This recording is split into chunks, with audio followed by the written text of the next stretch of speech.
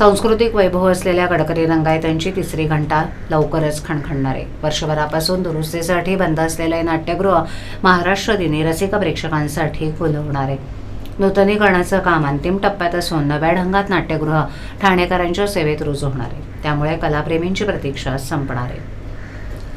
ठाण्याची चौपाटी असलेल्या मासुंदा तलावाच्या काठावर 1978 मध्ये राम गणेश गडकरी रंगायतन बांधण्यात आलं. रंगायतांची 2005 मध्ये मोठ्या प्रमाणावर दुरुस्ती केली गेली. त्यानंतर आत्ता म्हणजे 2024-25 मध्ये तब्बल 18 वर्षांनी नूतनीकरण केलं जात आहे. रंगायतांची आसन क्षमता 1080 एवढी आहे. अत्याधुनिक सुविधा उपलब्ध करून दिल्या जात आहेत. आता नव्यानं तयार होत असलेल्या रंगायतांच्या खुर्च्या देखील बदलल्या गेल्यात. पूर्वी आखूड खुर्च्या होत्या, त्यामुळे बसण्यासही रसिकांना त्रास होत होता. हाच मुद्दा लक्षात घेऊन आता इथे आरामदायी खुर्च्या बसवण्यात आल्यात. मात्र नव्या आसन व्यवस्थेत 120 खुर्च्या कमी झाल्या असून ती संख्या आता 960 पर्यंत आली आहे. ज्येष्ठ नाट्यरसिकांना पायऱ्या चढताना त्रास होतो, याकरता पारदर्शक पद्धतीचे कॅप्सूल लिफ्ट उपलब्ध करून दिली जाणार आहे.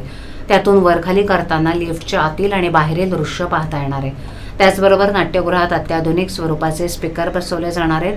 गडकरी रंगायतांचा पडदा 47 वर्षांनी बदलण्यात येणार आहे. याविषयी खिडक्यांची संख्या वाढवून ती संख्या 6 वर नेण्यात आली आहे. तसंच खालील बाजूस आणखी 2 टॉयलेट वाढवण्यात आले आहेत. 1 मे रोजी नाट्यगृह सुरू होईल अशी माहिती पालिका उपायुक्त उमेश बिरारी यांनी दिली.